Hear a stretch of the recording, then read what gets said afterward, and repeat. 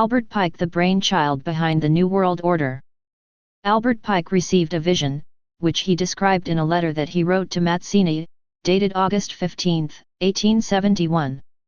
This letter graphically outlined plans for 3 world wars that were seen as necessary to bring about the One World Order, and we can marvel at how accurately it has predicted events that have already taken place. Pike's letter to Mazzini. It is a commonly believed fallacy that for a short time, the Pike letter to Mazzini was on display in the British Museum Library in London, and it was copied by William Guy Carr, former intelligence officer in the Royal Canadian Navy. The British Library has confirmed in writing to me that such a document has never been in their possession. Furthermore, in Carr's book, Satan, Prince of This World, Carr includes the following footnote. The Keeper of Manuscripts recently informed the author that this letter is not catalogued in the British Museum Library. It seems strange that a man of Cardinal Rodriguez's knowledge should have said that it was in 1925.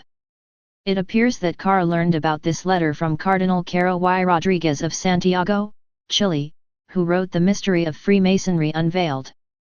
To date, no conclusive proof exists to show that this letter was ever written. Nevertheless, the letter is widely quoted and the topic of much discussion. Following are apparently extracts of the letter, showing how 3 world wars have been planned for many generations. The First World War must be brought about in order to permit the Illuminati to overthrow the power of the Tsars in Russia and of making that country a fortress of atheistic communism. The divergences caused by the agents, of the Illuminati between the British and Germanic empires will be used to foment this war. At the end of the war, communism will be built and used in order to destroy the other governments and in order to weaken the religions. Students of history will recognize that the political alliances of England on one side and Germany on the other, forged between 1871 and 1898 by Otto von Bismarck, co-conspirator of Albert Pike, were instrumental in bringing about the First World War. The Second World War must be fomented by taking advantage of the differences between the fascists and the political Zionists. This war must be brought about so that Nazism is destroyed and that the political Zionism be strong enough to institute a sovereign state of Israel in Palestine. During the Second World War, international communism must become strong enough in order to balance Christendom, which would be then restrained and held in check until the time when we would need it for the final social cataclysm. After this Second World War, communism was made strong enough to begin taking over weaker governments. In 1945, at the Potsdam Conference between Truman, Churchill, and Stalin, a large portion of Europe was simply handed over to Russia, and on the other side of the world, the aftermath of the war with Japan helped to sweep the tide of communism into China. Readers who argue that the terms Nazism and Zionism were not known in 1871 should remember that the Illuminati invented both these movements.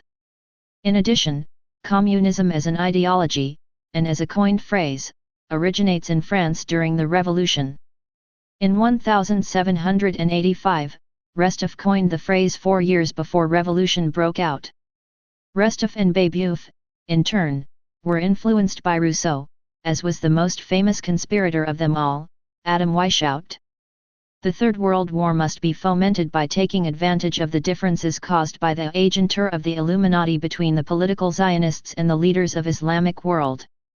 The war must be conducted in such a way that Islam, the Muslim Arabic world, and political Zionism, the State of Israel, mutually destroy each other.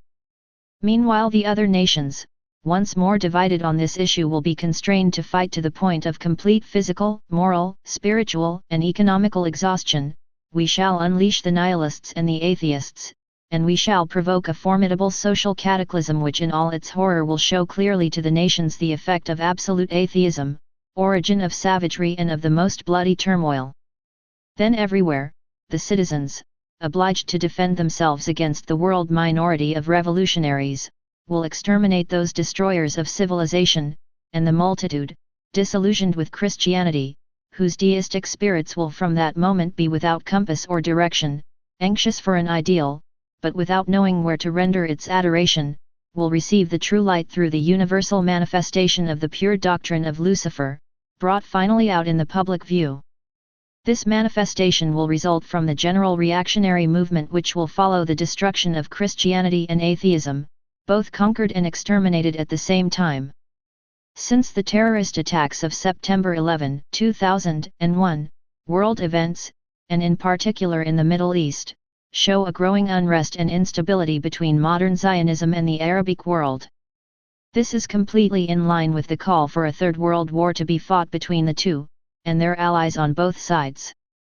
This third world war is still to come, and recent events show us that it is not far off.